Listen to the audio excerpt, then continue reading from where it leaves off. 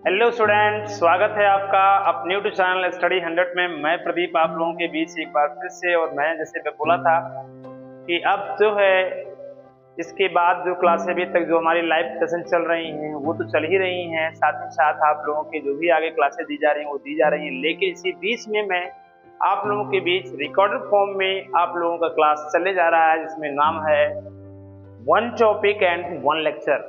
One topic और one lecture में क्या होगा कि जितने भी आपके सिलेबस के, चाहे फिजिक्स हो, केमिस्ट्री हो या बायो हो या मैथ हो, उसमें छोटे छोटे टॉपिक के रूप में आप लोगों को सारी क्लासेस दी जाएंगे।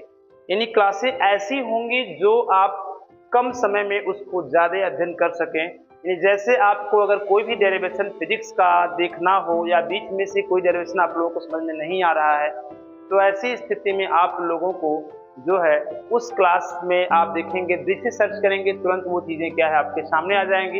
केवल विशेष उसी टॉपिक को लेकर के आप क्या करेंगे, एकदम जो है उसका अध्ययन कर ले जाएंगे।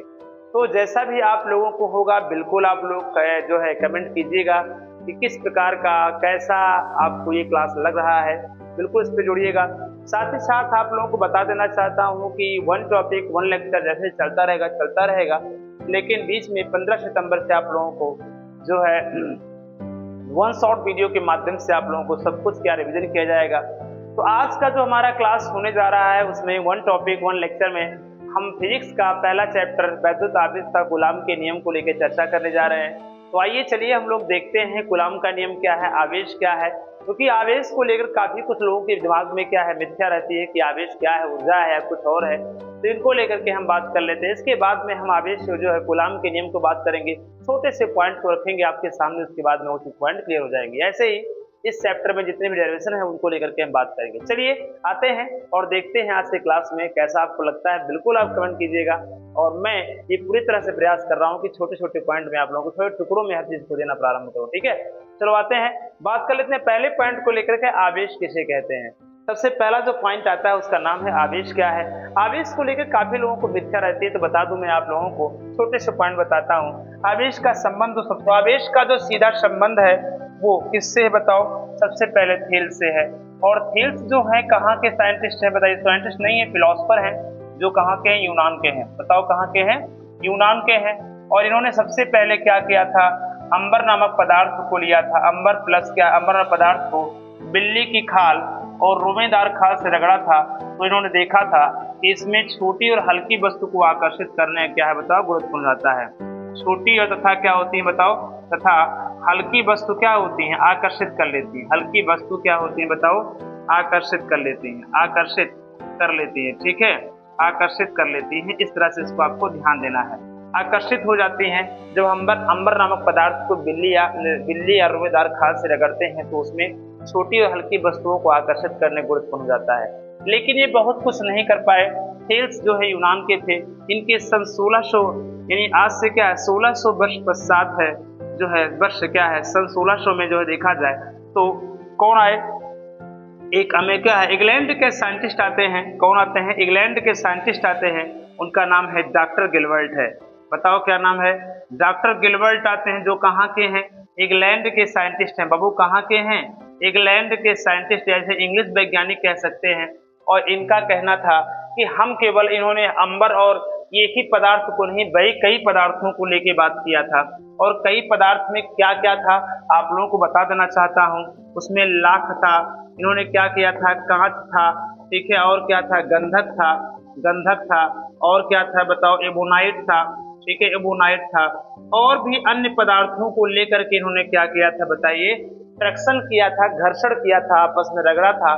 तो रगड़ने के उपरांत ये लोग ये देखे कि इसमें भी क्या होती है, ये जो प्रक्रिया थेल्स ने बताया था कि ये क्या होता है, अपनी ओर आकर्षित कर लेता है। सेम वही प्रोसेस यहाँ पर भी उत्पन्न होने लगा कि इसमें जो हुआ, लाख, कांच, गंधक, एबोनाइट, इन सबको जो आपस में रगड़ते हैं एक दूसरे से या किसी और वस्तु से, तो इसमें छोटी और हल्की वस्तु को आकर्षित करने गुरुत्व हो जाता है।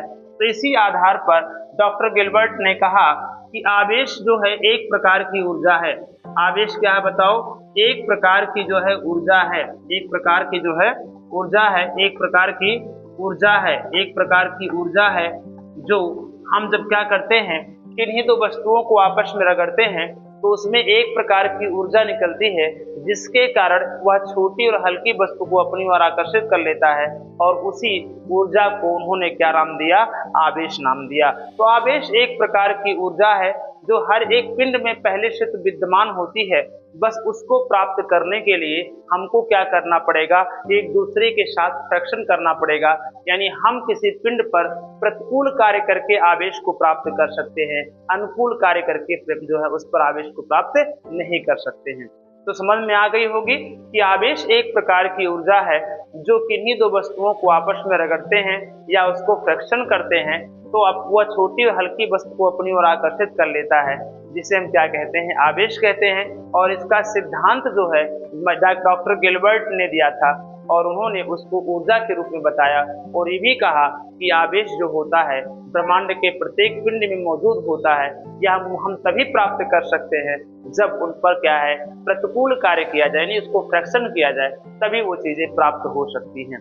ठीक है, आगे बढ़ें। इसके बाद में एक साइंटिस्ट का नाम आता है जिनका नाम है डॉक्टर बेंजामिन फ्रैंकलिन है। क्या बताओ?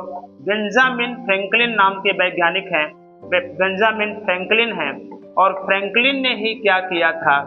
जो है आवेश को 2 टाइप में बांटा था। ये कहाँ के थे? ये अमेरिका के साइंटिस्ट थे, ये अमेरिकन साइंटिस्ट थे। और ये जो है इन्होंने आवेश को 2 टाइप में डिवाइड किया था। इन्होंने ही कहा था कि चार्ज पॉजिटिव एंड क्या होता है? निगेटिव होता है। क्योंकि जब इन्होंने प्रैक्टिकल किया था तो बिजली को लेकर प्रैक्टिकल किया था, बिजली आकाश से क्यों गिरती है उसको लेकर के उन्होंने बात किया था। और इन्होंने कहा था कि जब कांच की छड़ को, याद रखिएगा, जब कांच की छड़ को इससे रेशम के धागे से रगड़ते हैं तो उसमें उत्पन्न जो चार्ज होता है वो पॉजिटिव होता है। और जब हम बिल्ली की खाल, एबोनाइट की छड़ को, किससे? एबोनाइट की छड़ को, एबोनाइट की छड़ को क्या है? छड़ को किससे? बिल्ली की खाल से या रोमेदार खाल से रगड़ते हैं तो उसमें जो उत्पन्न जो है आवेश जो होता है वो क्या होता है? वो जो है नेगेटिव होता है। इस तरह से इन्होंने क्या है? इस चीज को क्या है? व्याख्यात किया था। लेकिन साथ ही साथ ये भी बताया था कि इन्हीं दो सजातीय आवेशों के बीच में, सजातीय आवेश अगर हैं तो उनके बीच में जो आकर्षण हो, जो उनमें सजातीय आवेश है तो उनके बीच में प्रतिकर्षण होगा, और जो विजातीय आवेश होते हैं उनके बीच में क्या होता है? हमेशा आकर्षण होता है। अर्थात अगर समान प्रकार के आवेश एक दूसरे के करीब लाते हैं तो उनके बीच में प्रतिकर्षण बल लगेगा, और अगर असमान प्रकार के अगर आवेश को हम क्या है? करीब लेकर के आते हैं तो उनके बीच में क्या होता है? आकर्षण होता है। तो इस प्रकार से अगर देखा जाए तो आकर्षण और प्रतिकर्षण बल का जो सिद्धांत है, जो पॉजिटिव और निगेटिव का जो सिद्धांत डॉक्टर बेंजामिन फ्रैंकलिन द्वारा दिया गया, ये मात्र एक तुलनात्मक अध्ययन है। कभी चार्ज नेगेटिव एंड पॉजिटिव नहीं होते हैं, ऊर्जा का तुलनात्मक अध्ययन किया गया है। यानी अगर मैं आपसे कहूं कि अगर एक नेगेटिव अगर ऊर्जा हो जाती है तो शून्य से छोटी हो जाएगी। जो है नेगेटिव ऊर्जा क्या है?